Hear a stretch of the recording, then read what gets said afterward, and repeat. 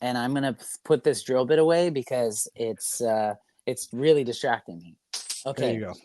Um, so today, let's talk about projects Hmm. and how we balance the projects with the rest of life.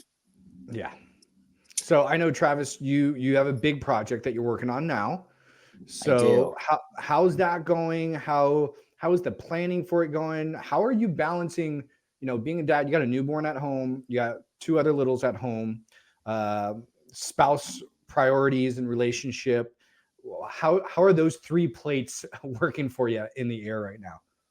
Well, right now, I feel like I'm doing pretty good. Now, in the past, I would say definitely not that great at balancing all those plates. I dropped quite a few. There's a lot of broken shards all over the place. But, you just pick up and you start over and you keep going at it. So, yeah, I've been working on this teardrop trailer. For those of you who do not know what that is, it is just a really tiny camper trailer that you can put your stuff in and you can barely sleep in, but you have a whole setup on the back side of it where you can cook and do all your camping stuff, and it's awesome.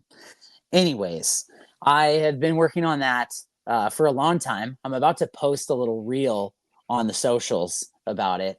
By the time this airs, it will be up there. But basically, um, Deb, I'm really well. Let's put it this way: I'm really good at starting things, and I'm not so good at finishing them. So my Yeah. track record isn't necessarily the best, but that's why I wear my. I don't. Is this copyright infringement if I'm talking about another brand? I wear my No, no, no. couple more days construction from Dude Dad. Shout Love out it. to Dude Dad. Um, it's just another couple more days. I just keep saying that until we die. So, Gotcha. um, but in reality, yeah, Deb and I had a funny uh, joke going about that right when I got it. She said, "Let's see how long this takes," and I said, "Nah, not long at all." And that was 2 years ago. I was But just gonna now ask you, how long has it been? How long has it we're been? It's been 2 years. Yes. So we are coming up on the end, whether that's 2 weeks from now or it can't be 2 months from now. You got to pay the Mhm, bills and this thing's mhm. got to be sold. So if anybody's in the market for a teardrop trailer and it's not sold yet, you hit me up right now. Okay. I'm using this to market, It but looks it looks amazing, by the way. I've been following you during the whole process. You've been documenting it really well. It's it's also nice, I think, as a consumer and as another dad who does, build with his hands and like creative projects. I think a lot of us forget how much time and effort goes into a finished product, right? We see the oh man, teardrop or we might see these things at stores and we're like, oh, I can't justify paying XYZ. But then when you look the behind the scenes, the 2 years it's taken you to literally you brought it down to it seems like literally nothing literally. and built it back up. I mean, one, it gets me excited about seeing the finished project, but two, it's like hats off to you, man. Like a 2 year commitment, right? Think about it. It's been a 2 year commitment. Yeah, yeah. And you know what I would say to kind of dive into this conversation of how do you do those well? It's been a loose hands kind of thing. I use that phrase all the time. This is the Mhm. season of loose hands because I have a baby too. But like, you know what? That project got put on the back burner. I thought I'm gonna get this done right away, and I was truly humbled at just how much work goes into it. And so therefore, we ended up buying a house in between that. And so talk about projects. That took the primary spot in the project world. And so the trailer sat out in the backyard for a long time. And I tried not to ruin it the little bit that I had built in the Mhm. rainy seasons. But now we're primarily focused on that. And yeah, I how do you stay focused on completing something that you're passionate about, but also balance all the other things.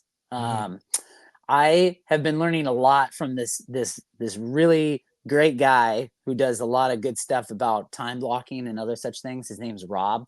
He Oh, happens to be right next to me on the screen. Ooh, that way it's backwards. I like that. Oh, there you go. This guy, um, has helped me prioritize some of those things. So yeah, um, I'm in a unique spot where right now my wife is home on some baby leave, so we've had the opportunity to kind of flex And Rob, I'm Mhm. going to let you kind of steer the conversation on this one, as we go here, so we don't take up too much of people's time. But Mhm. basically, I would say we've adjusted over each Mhm. season about how I've completed this thing. Right now, it's been, hey, I'm going to treat this kind of like a job, because being full time dad, but also having Deb home means, hey, I have the time to get this done. And that is a priority for both of us. So, Mhm. one of the keys I would say is being on the same page with your spouse or with your family about what it is that you are completing. That's step one. If you're not Yes. there, then you're just gonna run into a lot of problems right away.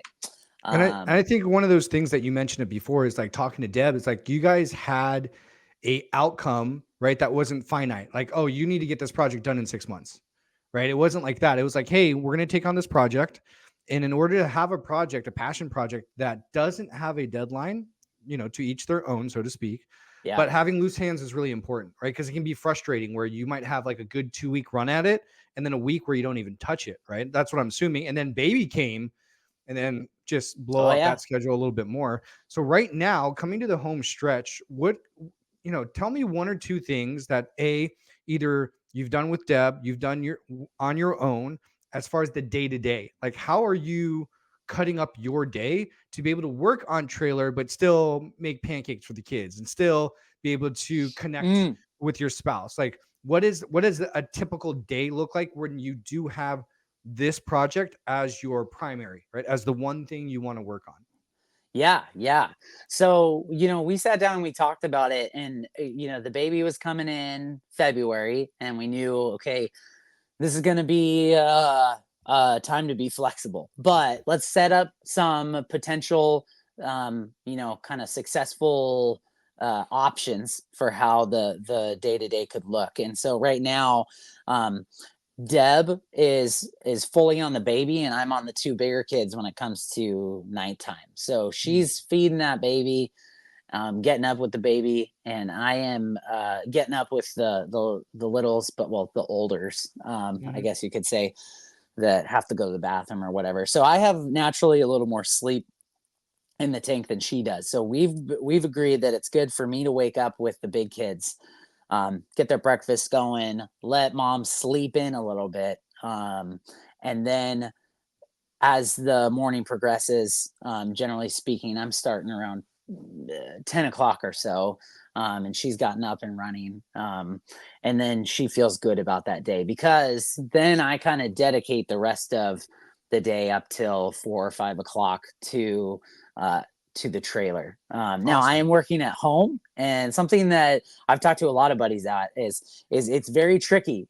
We've actually tried, and I've failed or had to adapt many a time with me trying to quote unquote work at home on Mhm. certain things. It's one thing to jump in the car and go to the office and work unencumbered, but after having multiple conversations with my wife, there's this feeling that she has when I'm home. She goes, well, he's still here, Mhm. he's still accessible. And so there were some, like tension points where it was like, she felt like, hey, I really need help at this moment. All Mhm. like one's crying, one just fell off of something or hit Mhm. the other, and the other needs to be, fed or wiped or whatever. And so that would at first kind of like get under my skin. I'm like, oh, but Mhm. this is my dedicated time. And but the reality was, it's just so much better for the both of us, again, to have some loose hands in that. So third kid rolls around, and I feel like we have this down a little Yeah. more, just in the sense of like, okay, let's regroup. So every week we've regrouped and talked about what do we need to adapt for the next week. So yeah, 10 to 4, 10 to 5 has been my work time on the trailer, focus time. But I also, we realized 4 or 5 weeks into this, as this baby's growing, baby's different every week, but Mhm. she found it helpful when I came in around lunchtime. I always had to come and eat something. Mhm. So that was a helpful time to check in, and usually I help get the kids down for their nap, like their rest time around like 1 o'clock. Mhm. Um, and so that ended up being a huge help for her. And she was like, actually, you know what, that's working really well. And that was something where hey, I'm coming in to eat anyways. I can be useful instead of just sitting, literally staring at her trying to juggle three kids at Mhm. once. So that's been something that we had to adapt. Um, and then there's something else I'm forgetting, but it'll come up when it comes up. But see, already came up. So another thing we realized was that we were doing this Monday through Friday thing, but we, as with many a parent who can probably attest to this with babies, um, haven't really had a lot of us time. Mhm. And with that, you know, you start feeling more and more disconnected. And so we meet up once a week at least to talk and just to, yeah, assess what the next week's going to look like, kind of plan Mhm. ahead. But at the same time, we also talk about what's working, what's not working. So we really tried to prioritize that after baby was born. Um, and so what we realized was, hey, yeah, we're not getting a lot of us time, and so maybe we have to adapt that Friday a bit. Like, Mhm. how about we try Fridays out as like a flex day? So if all is well and we got our connection points during the week, then great. I'll go back out to the trailer. But if we didn't, maybe we spend a little morning together. We have two kids at Nana's. It's a Nana day. It's a beautiful thing. And then we still have the baby, but babies are really easy. You just stick them in that car seat and then they're just chilling. Just Hopefully, backpacks. Yeah. hopefully. But then as of, you know, yesterday, baby doesn't like being in the car seat anymore. Baby wants to cry and scream all the time. What? You were just fine with this the last Mhm. 8 weeks.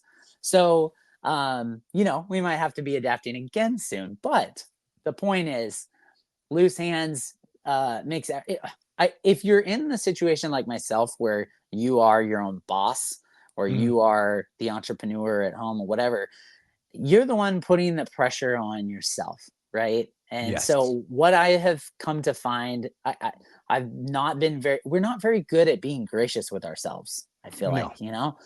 So I found that in this season trying to be a lot more gracious with myself and also like allow for more time and not to put that pressure on has been really healthy and has only come with up like I've only been more productive through that, I think. Yeah, and I think it's um one of the reasons why, like, we do make that transition to work from home, right? Because that's something that we don't get from the traditional 9 to 5 is that the option to slow down or to pick a new rhythm. And I just wanted to go over a couple key nuggets that I think, if you're listening to Travis' story, that you realize that in my opinion, I think working from home is much more difficult than working from an office or working in a traditional sense. Not the mhm, actual job or career outcome, but the rhythm, and then for a couple reasons. One, and what you did great with Deb, is the fact that you have an open and honest communication about what a day or week could look like. And the fact that she knows the expectations on your end and you know the expectations on her end, but still having that looseness of, hey, I'm going to come in at lunch to help out, allows you to have that deep 2 hour, 3 hour focus block where you can get stuff done. And the research has shown it's like, in order to really create momentum towards a project, is you need to have your focus work, right? You can't have distractions or desires, and having that template set up really helps out. To speak on working from home too, and why it's more difficult, is at work we know the expectations, we know what success looks like, right? Because we have the markers, right? We have the performance indicators and stuff that we can measure off. Did you do XYZ this many times? Great job. When we work from home, unless we create that for ourselves, it can feel like a hamster in a hamster wheel where we're just doing work to be busy and using that as a proxy for productivity, right? Like, oh, I'm being really productive today because I was really busy. But then you get home at the end of the day from being in the shop and being like, wow, I felt like I didn't do anything right. Like nothing was working well. So the fact that you guys created a schedule that worked for both of you as a parent, right? As someone who's working on a passion project. And two, you outlined what that looks like. Hey, today I'm going to do the electrical, right? And that's what success is going to look like, is within these 3 hour block, I'll have it installed. So I think if you're a parent, if you're a dad, and you want to start a kitchen project, right? Or if you want to work on the car, is to have clear outlines of what the end result is, right? For that day, maybe not for the full project, but for that day, so that you know when you're done, when you know enough is enough. Because I think for both of us, like, we could always do more work, right? We could always spend another hour on the project, but our job title is not project manager, right? We are dads. So we need to get back to the rhythm of being a parent. And so the fact that you created a clear schedule, the fact that you have what success looks like, I think that's huge. And I think that's also a testament to why you've been successful with this project, especially the last couple of weeks where you've definitely put the hammer down, right? And getting it done. Yeah, I mean, setting a deadline, even if you don't actually have a deadline, that's been something that's been really helpful as well. Is just going, now I'm now I'm starting to hustle a little more because that deadline is coming. But Yes. to create some of those, what's the word? It's like a fake deadline, but I mean, well, Hmm. it's still a true deadline, but it's just your deadline. Hmm. Um, that helps tremendously. And along with that, we were just talking about this. Recently, but you mentioned it again and it reminded me, the distractions and Desires. desires. Hmm. um that has been something that I am not as good at, but I am getting better at, that I think is key too, even in the passion projects, the fun projects that we're Hmm. doing, um to lay it out a little bit more strategically, to say, hey, I think that putting like this section of the backsplash on today in the kitchen is going to take me this amount of time. Hmm. Okay, I'm going to do this. And then if I finish this, then step two is going to be putting this trim here, or whatever the Hmm. case may be. And really putting the details in there, um, it helps you communicate with your family about the things Hmm. you're doing, if it's going to be a bigger project, right? Hmm. That impacts them or impacts your time, but also it allows you to regroup and go, or you have the data, so it's like, Hmm. okay, I thought that was going to take me one day to do, and it looks like it's probably going to take me a week to do, so maybe we Hmm. need to adjust for tomorrow and go from Yeah. there. And I liked what you said. I think having a plan is better than not having any plan. And the reason being is when you have a plan, you have something to review, right? You can celebrate what worked, double down on that, and what didn't work, you can tweak and iterate. But if you don't have a plan, that's when we get into trouble with communication with our spouse. That's when projects take a lot longer. That's when we like start building the ship and never finish the ship, right? It's because we don't have a plan. So I like the fact that you're saying like one of the key components is it just, even if it's a loose plan, at least know that, hey, at the end of the day, just double check how did today go. At the end of the week, really review the week, right? Because these projects are going to take weeks, if not months. And then what can I do better next week? And then the goal is just 1% changes, right? As a parent of three, right, busy working on projects, we can't expect ourselves to make these big boulder like changes in our schedule or in our rhythms. Instead, we can't make the 1%, right? Maybe it's planning to do a little YouTube research before we start the project versus during the project. That'll help with desires and distractions. Maybe it's waking up half an hour early to get 30 minutes more on the project than I would, because in the afternoons all hands are on deck, right? That's the kind of rhythm. So yeah, I think you hit it on the nail about what's working well for projects. And I think a lot of dads can take away from kind of today's episode where it's like, hey, whatever projects you're working on at home, if you're not moving the chain, so to speak, right? If you're not seeing progress, to really sit down and audit your day. Like, okay, do I have a plan? Have I discussed that plan with my spouse? Does the plan have a deadline or benchmarks? Like, how do I know when I'm successful with this plan? Right. And then secondly is, what am I doing to protect or create boundaries so that I can implement? Right. So this is the desires and distractions thing. It's like I have a plan, but if I'm trying to get work done in the kitchen with my kids there, that's not setting boundaries for that plan to be executed.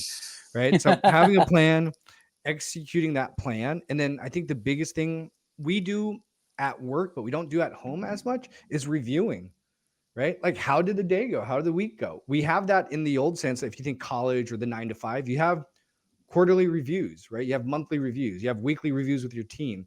Why couldn't Yep. we do that at home, right? That's going to help keep you accountable, and that'll help you be successful for the long run in finding the rhythm or system that works for this season of life. Yep, that could be a whole episode in itself. I'm sure we will dive into that more, in regards to communication and Yes. review and Mhm. review. Mhm. The weekly or the monthly, quarterly, what have you. Yeah. That's gold. Rob, what projects are you working on? You got any projects rolling I'm around, always working big on or small? projects. Everything's a big project here, right? Uh, I know one of the big things that we've been talking about is I'd really want to help as many dads, parents as possible around this kind of stuff, right? Around really looking at their life and designing their ideal life. And today we talked about planning, and I do think a lot of the stuff we want to get better at, be it our health, our relationships, our work, our passion projects, it has to start with a plan. It has to start with your day. And so I'm excited that we're going to do a workshop coming up soon. By the time this airs, the workshop would have already happened, but we're going to have multiple workshops. And then I'm really excited to be building a cohort. All that is, it's a fancy terminology for, think about it like a 4 to 6 week team um, accountability, right? So it's a team thing where a bunch of dads will get together and we'll work on our pillars for our individual life individually, but we have that accountability as a team. Not only that, you may not know that another dad's in the same season working on the same pillar, right? So let's say Hmm. in this cohort, I find that Travis is over the next 4 weeks, he really wants to create some good routines and rituals and habits around exercise. And I find out, guess what? I want to do the same thing. So now not only do I have an accountability buddy, but I get to meet weekly with a group of dads who are being purposeful about their life, about being purposeful about their relationships with their spouse and kids, about their work, their career, and also about self-care, about themselves. And so that's what we're kind of working on right now. It's probably going to be launching real soon, probably in the next month or so with the first cohort. But that's the big thing. That's what wakes me up every day at 4:30, 5 o'clock a.m. to do the research, to go through my past coaching packets, to create lessons weekly, and to actually, and spoiler alert, to reach out to some really cool dads that are doing cool things to come talk to the group as well as a guest speaker, because I don't know everything, but I know some people who know a lot of stuff about stuff I don't. So I'm going to reach out to them. So that's kind of like front of mind right now, is that big project. And it's because one of the reasons why I started working from home is I want to help more people, and the internet's how you do it. So that's the big thing. The first cohort's coming up. So if you're listening to this now, and if you're not in a current cohort, just know that these won't run like every month, right? Because it takes a lot of energy and a lot of time. But if you're not in one now, definitely reach out to us for the next one. But yeah, that's what I'm working on, man. Every day, all day, working on that. And I'm going to tell you right now, this will have aired and it will have happened, that workshop, Mhm. and it was epic. It was so epic. You guys That's missed out. I'm oh my already goodness. telling you right Uh, now, you it missed out. yeah, I love that. In hindsight, it was great. It was awesome. We don't even know it, Yes. but it was awesome. But Yeah. yeah, that's what I'm working on, and it's basically teaching dads the stuff that we talked about today, right? About building tools and rituals. And I think something we talked about offline that really helps out. It's just to know that one shoe doesn't fit everyone, one system doesn't fit anyone, and to have grace with yourself to know that, hey, man, I tried 50. Well, it's, get knocked down 50, get up 51. There are things that will work for you, but you need to have the faith of to keep moving forward, right? To keep trying new things until you find something to stick. Kind of like my cooking experience, right? That's, you just got to keep trying. Yeah. There you go. I love it. I love it. Well, hey, I think I hope we get some feedback on this. I want to hear from some other dads about what they're experiencing in that realm. And maybe we end up talking about that in future episodes. But Yeah, or any tidbits or tools that you guys use to help balance like family life and work life, right? Because a lot of dads may not be working from home; they might be having 9 to 5 or 9 to 10. But like, what tools, what systems do you guys use that works great for you that you could share with other dads? Let us know. please do.